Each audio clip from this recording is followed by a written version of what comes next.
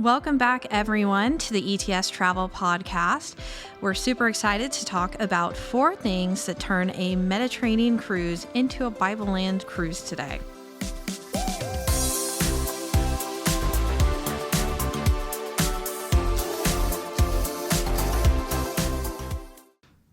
I'm your host, Bethany Varbury, and I have John Cavara joining us today. Hello. And before we get started, I just wanted to share a couple verses of encouragement with everybody. So we'll start out with Acts chapter 13, verses 32 through 33. And now we are here to bring you this good news. The promise was made to our ancestors, and God has now fulfilled it for us, their descendants, by raising Jesus. And then also Acts 15, verse 36. After some time, Paul said to Barnabas, "Let's go back and visit each city where we previously preached the word of the Lord to see how the new believers are doing." So because of all of these wonderful travels that Paul and Barnabas and Thomas and Silas and all of these apostles did, they love the Mediterranean. So we are now able to use wonderful cruise ships to cruise around the Mediterranean and visit the places that they spread the word and the gospel to. So to start us off, John, what are some things that make it different? There's a lot of questions we get about, the med cruises and, what are the differences between booking like a med cruise directly with a cruise line compared to booking it with ETS. So we're definitely going to go more in depth on this in a future episode. We're just going to give you some of the basics here of the main differences, because that is a question that comes up a lot. At this point now, we have over 10 years of experience doing these faith-based cruises, if not even more. I want to say a little bit more than that. Oh, definitely more. But, when it comes for the shore excursions, if we're talking about hiring a guide to do them, because we don't use just anybody. If we can, we tend to use people that do the longer land tours. Correct. Like our Journeys of Paul 8-day program and things like that. We'll repeat and use the same guides for our customized shore excursions we include in the Mediterranean cruise packages, because we want them to have the same level of experience. We want them to understand why our clients are going. They want to not just hear about the history of the philosophers in Athens. They want to learn about what Paul did there and hear his words that he said on Mars Hill, and maybe have, time to do a devotion or something at the site. So it's very important, if you're booking a Mediterranean cruise with us, you're going to be getting shore excursions that were specially designed to be included, that are coming from like a biblical and Christian heritage perspective, versus the generic one you would get from the cruise line that's going to be focused more on, touristy stuff. Stuff, go trying cheeses and olives and wine. It's fun, but, we want to do a little more in depth and just, talk about the ancient people that lived there, but also talk about how they came to Christianity. In our 50 plus years of experience doing faith-based travel, we've come across a lot of great partners that we work with on our land tours. We have a great operations team in Greece, Turkey, and all these different areas where these med cruises go. So I think it's a great point that you bring up, is we already have such a great partnership and experience with those partners that we have over there. So if somebody's been on an ETS land tour and they were like, wow, the guides knocked it out of the park, the itinerary was excellent each day, they're going to expect the same level of service on a faith-based cruise with us. So that's one of the big differences, like you alluded to, that sets it apart from booking directly with the cruise line, is you have those specific customized faith-based shore excursions that, you're not going to be able to book that with the cruise line directly. I mean, they do a great job with what they offer, but for the faith-based clientele, you're not going to get the same level of experience or knowledge or biblical reference as you would doing something with us. So that's a huge benefit of doing it with us, is it's faith-based. It's not just a cookie cutter touristy excursion where you're just seeing the basics. You're really diving deep into the biblical parts of these places that you visit. And like I alluded to before, these cruise lines already do a great job of their itineraries. Are hitting a lot of biblical ports.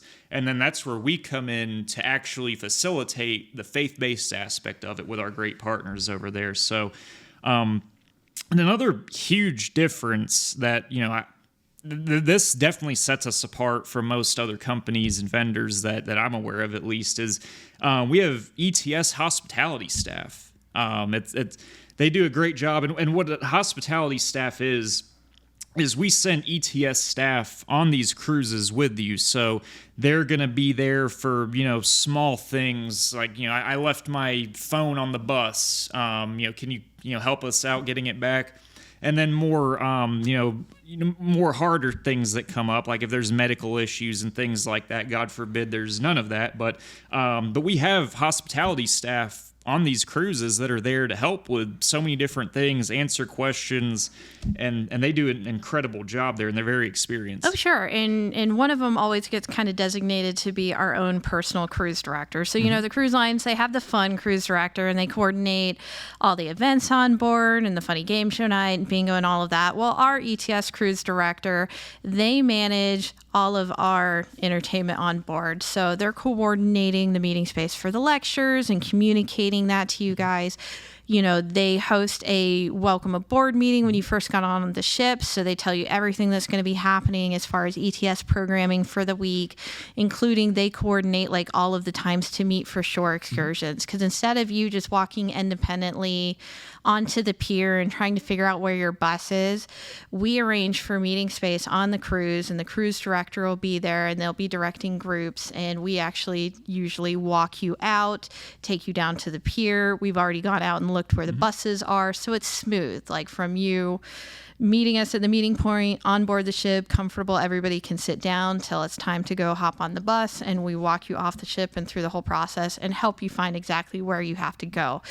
If you're just booking a shore excursion through the cruise line, a lot of times it's, meet on the pier, and it's like, okay, there's 100 buses for all their different shore excursions. Which bus am I meeting? And you're trying to walk around and figure it out. So, by having our hospitality staff on board, we really try to hold your hand and make sure, you're taking care of the entire time, so you just don't have to worry about stuff like that. Definitely, like you said, hand holding. We're not saying, necessarily everybody needs their hand held in a sense. It's, it's a great thing to have, though, especially like you said, when you're getting off on a pier and there's, hundreds of people and everyone's kind of like, where the heck do I go from here? And, it really makes a difference having ETS staff to kind of guide you through, those crowds and get you where you need to go, make sure you get on your bus and everything. Sure. It's the same reason people will still book with a travel agent. They feel more comfortable having someone who's knowledgeable, that's going to arrange everything for them and tell them exactly where they need to be. And they do an excellent job. And most of these larger cruises, because these med cruises get a lot of people booked on them, so it's a lot of attention that needs to be, attention to detail that's needed. So we usually try, especially on these bigger departures, to send somebody or a couple people on them. That way you have, somebody there with you. So we're going to cut it to a quick commercial break. Have to get a promo in, of course, here. And then when we come back, we're going to talk a little bit more about the onboard experience and a little bit more about those speakers. So we'll be back in a moment. Retrace the voyages of Paul during a life-changing cruise and discover the early church's growth. Hop aboard award-winning cruise lines and sail the sparkling waters of the Mediterranean. Then step ashore and experience included shore excursions led by expert guides who delve deep into sites central to Paul's ministry. Guests will return home with a renewed sense of understanding as they read the Bible with Ephesus, Corinth, and Athens popping off the page. Many Voyages of Paul cruises also feature a keynote speaker or artist primed to magnify the journey with their knowledge, expertise, and inspiration. And all include arranged airfare, transfers, exclusive onboard hospitality staff, and more. Enjoy time on your own to explore Santorini and Mykonos, where adventure, history, and beauty overflow.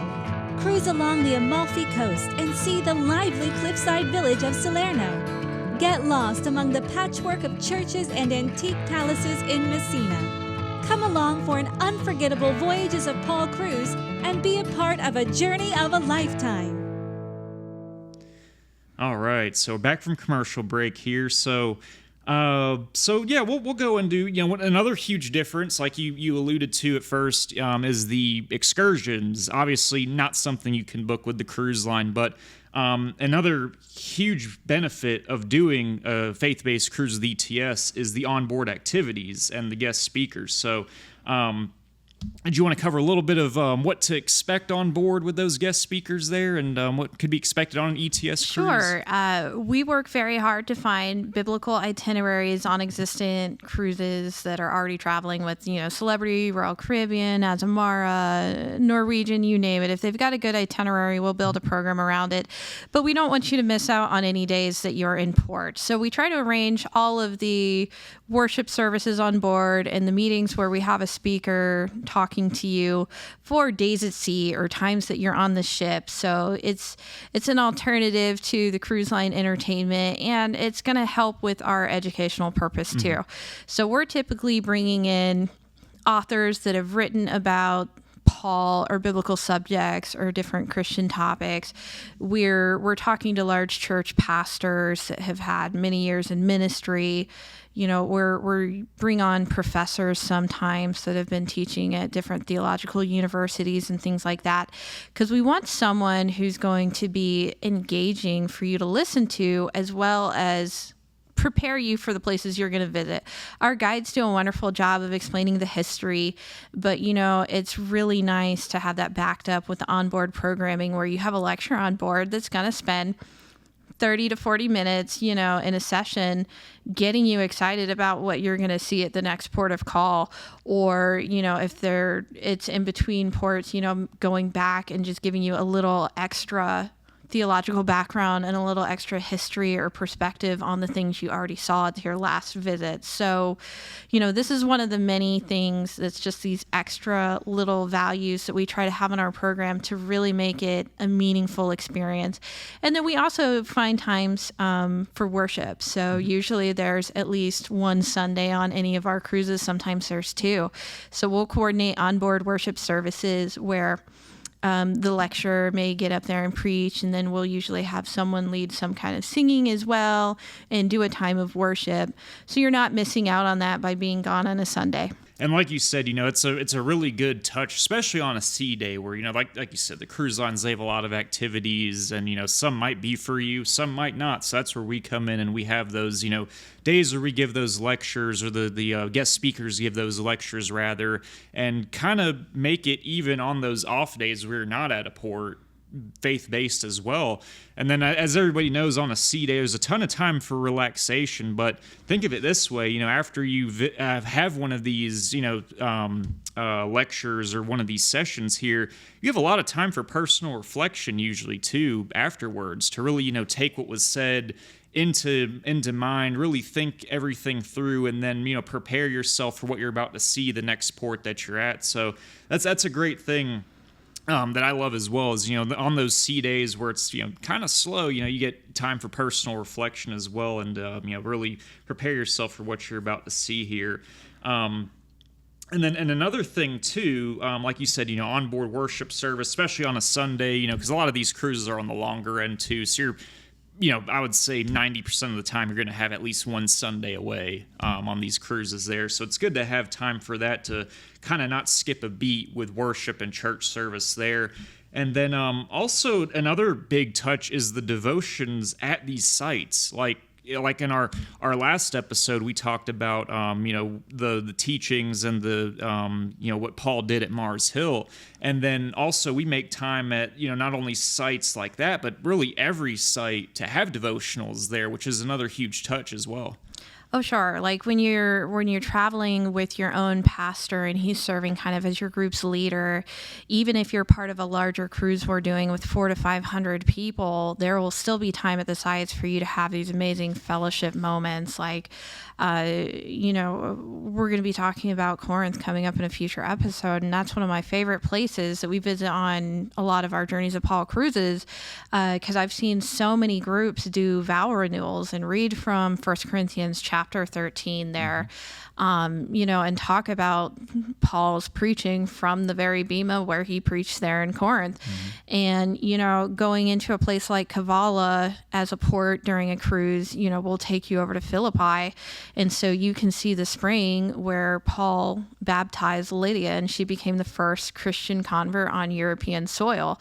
And there are groups that'll do full-on baptism services there, or they'll just do a remembrance of baptism service. So that's one of those amazing experiences you can have on one of our Mediterranean cruises when you're traveling with your church and your pastor and things like this, that you wouldn't get if you just went out and booked a Mediterranean cruise that happened to be going to Kavala and they had a shore excursion to the ancient site of Philippi, but they're not going to build in the times for special fellowship moments like that. Right.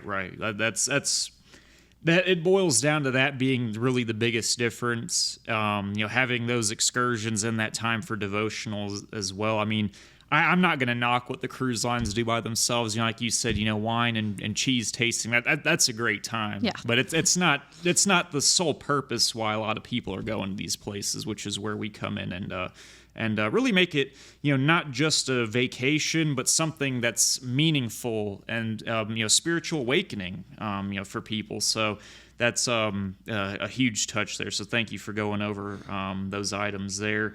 And of course, just a couple of, key locations. And one thing I like about cruising too is, if you're trying to knock countries off your bucket list, how many, countries or places can I visit in one go round? Nothing really beats a cruise. I mean, you're going from, so many different ports. You could start in Rome, you could end up in Greece, Turkey, so many different places that you can go and end up. So, a lot of those key locations may really make a difference there. Yeah, and being able to use the cruise ship as your floating hotel. So you board the ship in Piraeus, you just hung out in Athens the day before, maybe went up to Mars Hill, and then the next day you're waking up and you're already all the way up at Kavala. That's about a 6-hour drive in a bus. So instead, you got to sleep on your ship and just wake up at your next destination the next day. And then the next day after that, maybe you're doing Thessaloniki. Well, that's another about 2.5, maybe 3 hours if you get stuck in traffic in between Kavala and Thessaloniki. And then the next day, you wake up and you're in Ephesus. Absolutely. So the ship did all of that work for you that realistically coming from Thessaloniki would be about 2 days drive or a couple-hour flight and then another flight with a connection. So via cruise, you can follow in Paul's footsteps without packing or unpacking, and you save a lot of time on the bus and, changing planes to get to all of these amazing destinations. Oh yeah, and the great food. Can't forget the great food, of course. You have so many great options. So a couple key locations, you mentioned a lot of them, but as far as countries are concerned, you can expect these med cruises and these Bible Lane cruises. You're going to visit, Greece, obviously, on most of them here, especially on a Paul's Journey focused one. Turkey as well, arguably has more reference to Paul than even Greece does. And then, of course, Italy, can't go wrong there. There's so much history and faith-based relevance in Italy. And then, of course, on some of our other itineraries, the passages of the Bible is one. You have a stop in Egypt at Alexandria. It's a great, that's probably one of my favorite itineraries that we do for the cruises. And especially because they'll usually overnight, so you get to sneak in going over to Cairo and getting over to Giza to see the pyramids. So when we can find a cruise with 2 days in Egypt, we really enjoy that. And we're hoping that in the future, we can get back to having the Egypt and Israel cruise options again. Absolutely. We'll get there soon. So this about wraps up this episode. Definitely be sure to stay tuned, set your notifications so you know when a new episode comes out. Like and subscribe. Let us know how we're doing. Send us a message, give us a call. That really means a lot to get your feedback because you are the end user and the listener to this. So we definitely want to make sure that it's something that you find knowledgeable and valuable. So without further ado, hope everybody has a blessed time. May the Lord bless you, keep you safe and well, and then we'll see you on the next episode here. Yep. See you next time.